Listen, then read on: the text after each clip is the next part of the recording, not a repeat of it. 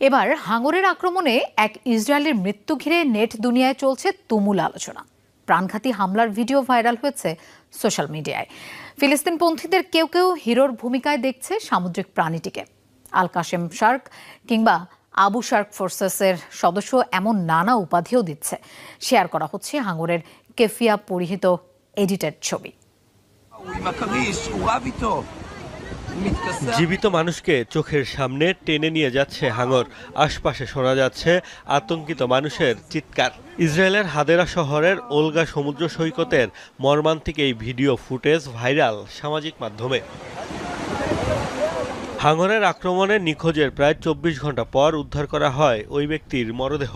ঘটনার পরপরই নিরাপত্তার স্বার্থে বন্ধ করে দেয়া হয় সৈকত।